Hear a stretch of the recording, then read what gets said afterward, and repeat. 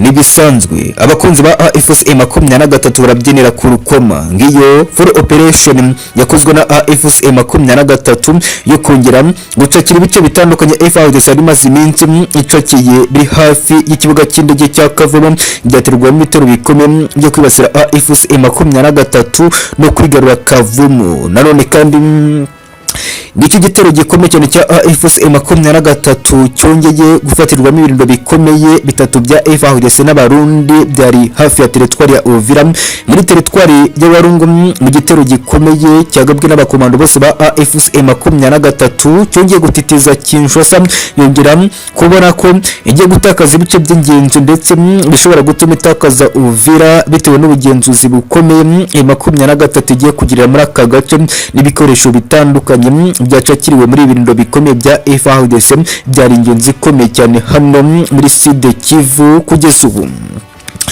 Operation Rutura dukesha itangaza makuru African Intelligence cyongeye kugaruka ku bitero bikomeye byabyutse bigabwa na AFC M23 uburyo kimwe iyi Operation Rutura n'ibikorwa bikomeye byo gutiza Kinshasa byakozwe n'abakomando bose ba AFC M23 umubare w'abakomando ba M23 baguye muri iki gitero n'imirwano ikomeye cyane bahuje na FARDC ndetse n'uburyo ki FARDC yicuwe gushira mu bitero bikomeye byagabwe na AFC M23 abongeye guhunga kuranirwa FARDC ugiye kibongeye gucakirwa na AFC M23 ibi byose turaje tubivuge hagataho. Drone za M23 zakamejije ibitero bikomeye bya M23 hano muri teritwari ya Uvira byongeye kuzengereza bikomeye kwa resource ya FARDC kugeza ubu Ongeye kumvikana ibitero bikomeye cyane by'indege zitagira abadereva za AFC M23 zongeye kurasa ku birindo bikomeye by'ingabo za Kinshasa muri Runingo zongera gutwika ubwirinzi rutura bw'igisirikare cya FARDC bwari bumaze iminsi mike bugezwe muri aka gace ngo bwari buzifashishwe mu gutegura ibitero bikomeye byo kugaba kuri M23 no kurinda ibikorwa byose bya AFC M23. Byongeye gusenyerwa mu gitero gikomeye cyakurikiwe n'ikindi gitero cya AFC M23 cyo ku butaka cyongeye kwibasira etat-major sa FARDC Burundi ndetse na FARDC bongeye gutitizwa bikomeye n'uburyo kimwe bamaze kwisanga barinjiriwe na AFC M23 mu buri gihe bari bazi neza ko bari kurinda Uvira ko itakwinjirirwa na AFC M23 kugeza ubu. Imirambo myinshi ikomeje gutoragurwa bititsa mu bice bitandukanye bigize teritwari ya Uvira bikongera kwemezwa ko bari kwicwa n'aba special forces ba AFC M23 bamaze kwinjirira etat-major yose ya Koalisosi ya FARDC ndetse no kwinjirira umujyi wose wa Uvira. Ibi byose byongeye gutera ubwoba bukomeye etat-major yose ya FARDC ndetse n'abarundi n'abacancu bari muri aka gace no kumenya neza ko barimwo bikomeye na AFC M23 kugeza ubu. Ariko ikanga ubugambanyi bukomeye cyane muri Koalisosi ya FARDC ku bakozi bakorana na AFC M23 mu gutanga amakuru ndetse no kuyinjiza mu bikorwa bitandukanye bigamije kumunga bikomeye Koalisosi ya FARDC. Igikurikiye muri etat-major sa FARDC ni ikihe? Ni gute AFC M23 yamaze kwinjira kugeza mu bikorwa bitandukanye by'igisirikare cyose cya Koalisosi ya FARDC. Uvira irafatwa ite n'igisirikare cya AFC M23 izafatwa ryari urugamba rupanze rute? Ibi byose ni bikoye mu nkuru zikomeye ni ku mutekano politiki na diplomasi ikaze n'inshuti z'akadasoka turongeye turabatumiye muze twongere tubane muko kwa natwe mukandura ke subscribe ni hasi gato kuri buto mutuku mukore no kunzogera ubundi mujye mukomeza kuba natwe 5 kuri 5 muri izi nkuru zikomeye tubahaye ibyakomeye. Amakuru yagiye hanze igisirikare cya AFC M23 cyongeye gukora Operation Rutura cyongera kwihanangiriza abarundi abacancuro na Koalisosi ya FARDC.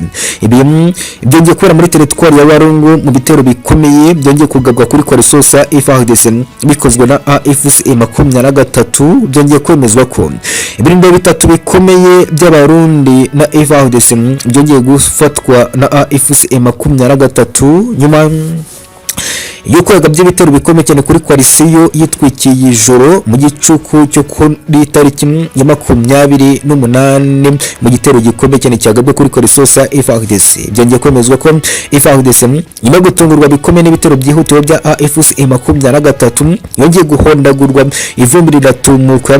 Nyuma yongeye kwemeza ko FARDC yongeye gucwikirwa gushira abagerageje guhunga. Byongeye kwemezwa ko baguye muri ambush rutura n'umuteguro batezwe na AFC M23. Abenshi bongera kwicwa ku buryo bukomeye, inkomere nyinshi, ndetse abandi bongera gucakirwa bikomeye bafatwa nk'imfungwa z'intambara na AFC M23. Ibi byose byongeye gutitiza Kinshasa mu gihombo gikomeye cyo gutakaza ibintu bikomeye biri mu nkengero z'agace kose ka teritwari ya Uvira byari byarashyizweho nk'agakingirizo ko gukingira ko M23 yacakira aka gace. Kugeza ubu ikikango ni cyinshi muri etat major sa FARDC ifite inshingano zo kurinda Uvira ko yacakirwa na AFC M23. Abarundi bongeye gutitizwa n'ubyiki kuzirwa na AFC M23 bagatakaza Uvira cyabari iki gikomeye ndetse n'urupfu rukomeye rugiye kuzira abarundi bari kwitwa nka ararije komeye. Ibikorwa byose by'intambara ku butaka bwa Kongo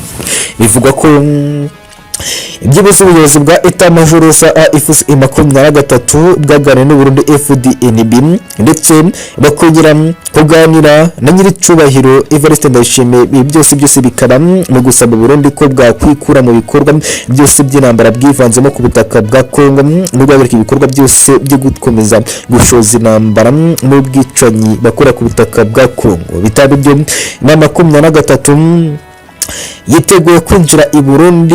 Ibi byose byongeye kwemezwa ko biri gutegurwa mu ifatwa rya Uvira hakomerezwa Bujumbura iteganye na Uvira. Ibi byongeye kubihuriza rikomeye muri etat major se Burundi FDNB nyuma kwinjirirwa bikomeye na AFC M23 yamaze gutangiza ibitero bikomeye muri kumunga bikomeye kwa resource FARDC. Ibi byose bikongera kuba ikibazo gikomeye muri chef d'état major yose y'igisirikare cy'u Burundi na FARDC. Bivugwa ko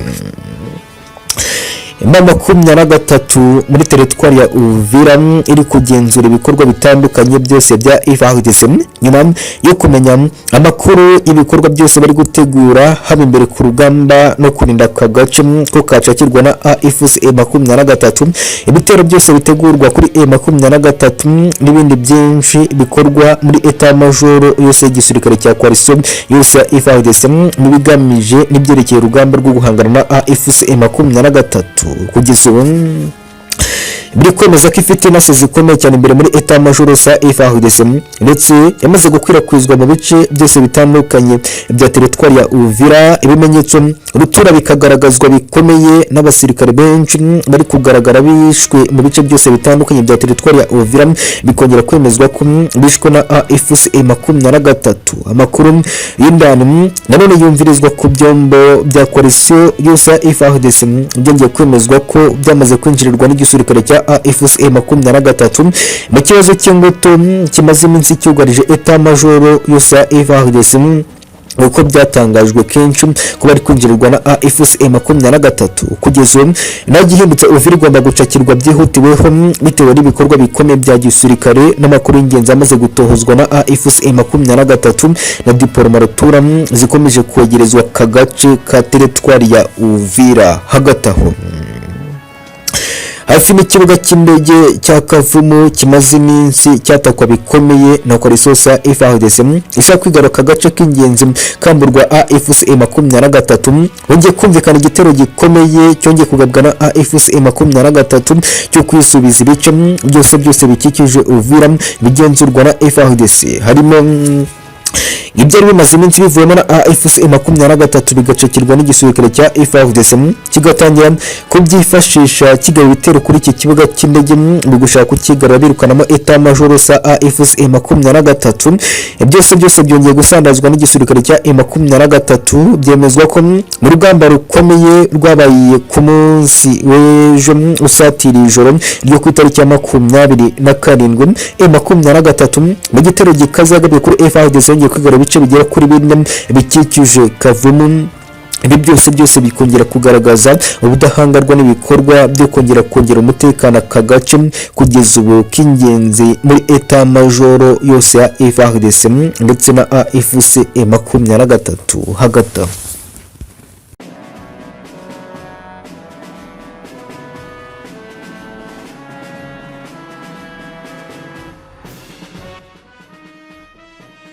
Igisirikare cya M23 muri Uvira kirabihuhuye cyamaze kuhageza drone ibihumbi n'abasirikare batabarika baje guhana bihanukiriye kwa risosa FARDC abarundi ndetse n'abacancuro bari muri aka gace bafatwa nkararije ukomeye cyane y'ubwicanyi rutura bukomeje kwibasira abaturage batuye muri aka gace. Ibi byose bigashyirwa kuri AFC M23 icyitiro cyose cy'ubugizi bwa nabi bukorwa na coalition ya FARDC biciye muri eta majoro yose ya FARDC iyoboye urugamba muri aka gace mu bikorwa byose byo kurwanya AFC M23.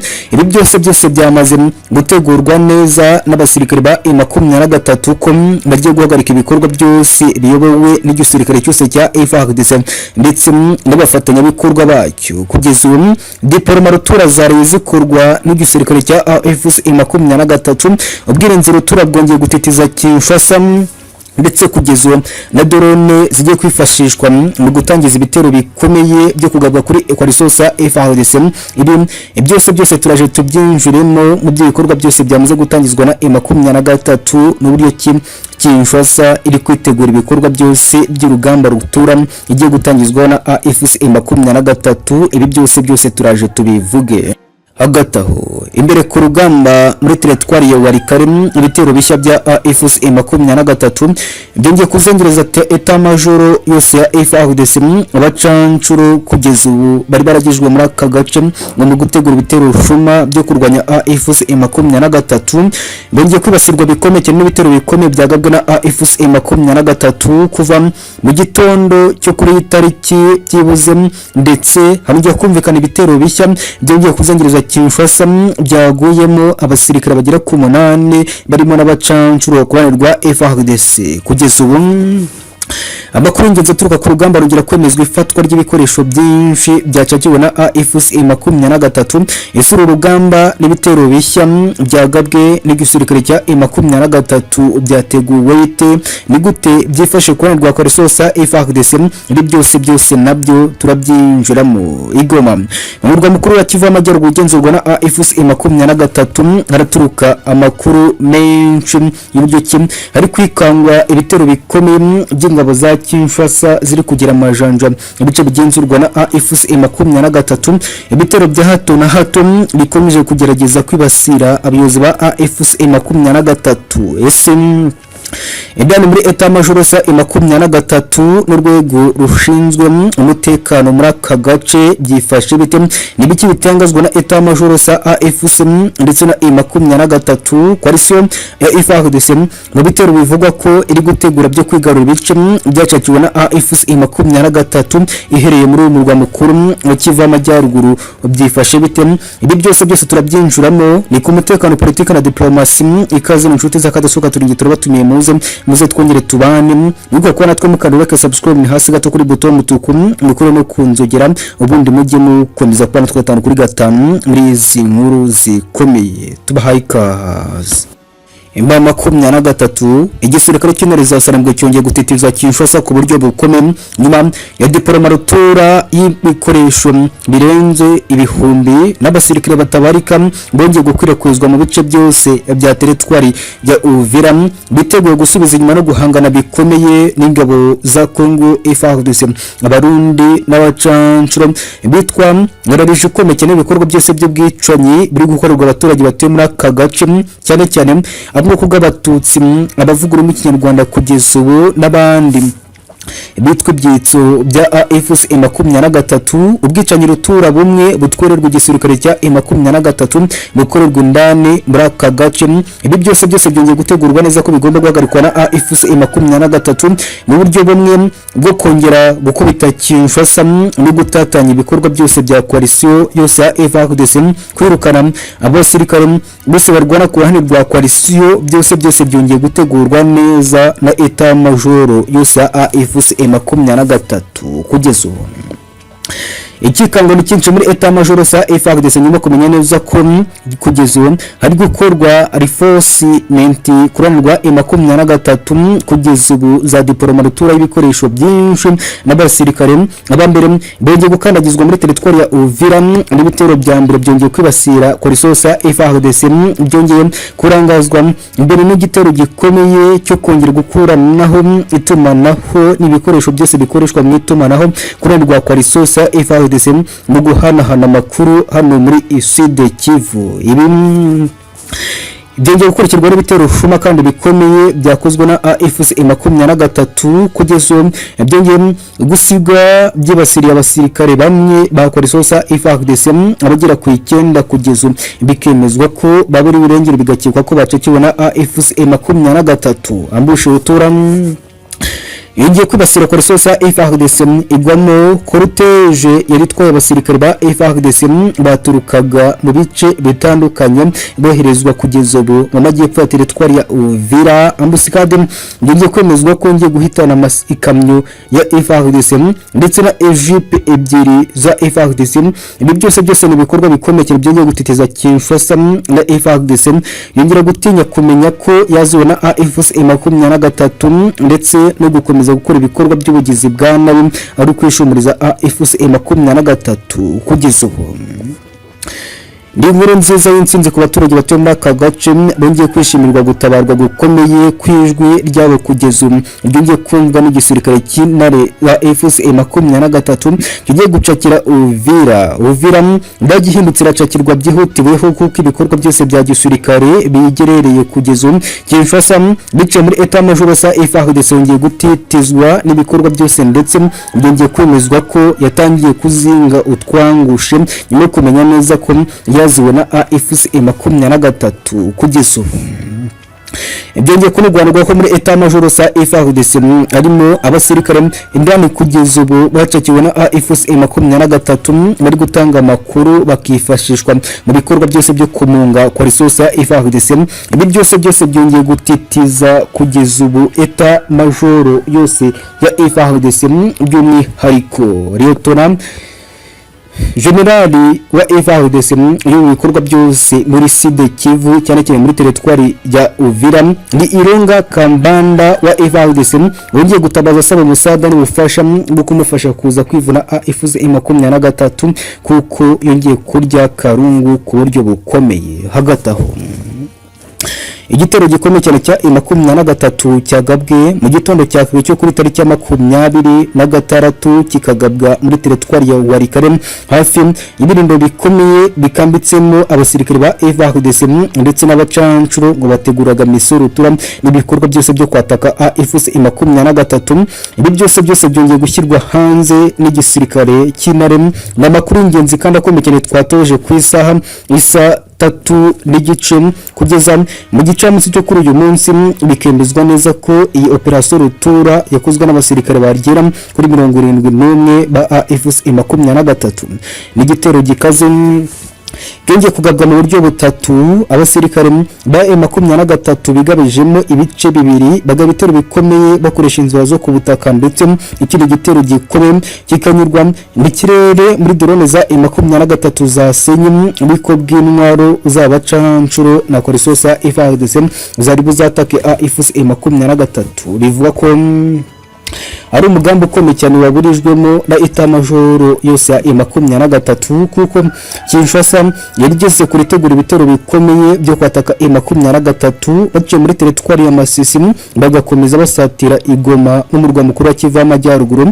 Ibi byose byamaze gushyirwa hasi na AFC M23 bikiye mu bikorwa byose mu makuru ingenzi bakesha ubutasi bw'igisirikare cy'intare. Ibi byose n'indi operation rutura y'intsinzi ku gisirikare cya AFC M23. Hagati aho ongeye kumvikana ikikango gikomeye cyane Goma mu murwa mukuru wa Kivu y'Amajyaruguru ugenzurwa na AFC M23 kugeza ubu hari kwikango abaturage b'abagambanyi bakorana n'ingabo za Kinshasa mu gutanga amakuru y'ingenzi y'ibikorwa bikorerwa i Goma ndetse n'uburyo kimwe bikorwa na AFC M23 mu gucumbikira abambari ba Kinshasa bafatwa nk'abanzi ba Etat Major za AFC M23 barimo n'abasirikare bakomeje kwinjira gisivile muri uyu mujyi no gutangira ibikorwa byose by'ubutasi no guteza umutekano muke muri aka gace kagenzurwa na AFC M23. Ibi ni bikomera raporo zikomeye zongeye gusorwa na AFC M23 bagaragaza iby'ibikorwa byose by'ubugwari by'abaturage bakorana n'ingabo za Kinshasa mu kugerageza guhungabanya umutekano w'aka gace. Ingamba zikomeye zongeye gufatwa n'igisirikare cya M23 n'ihuriro rigari rya AFC bica ubuyobozi buyoboye umujyi wa Goma kuko kugeza ubu ndazongera kwinjira Goma dahawe pasiporo n'ubuyobozi bwa AFC M23. Ibi byose n'amabwiriza mashya kandi yihutiwe yashizwe n'igisirikare cya M23 na Etat Major yose n'ubuyobozi buyoboye i Goma mu gukomeza gukaza umutekano muri aka gace kagenzurwa na AFC M23.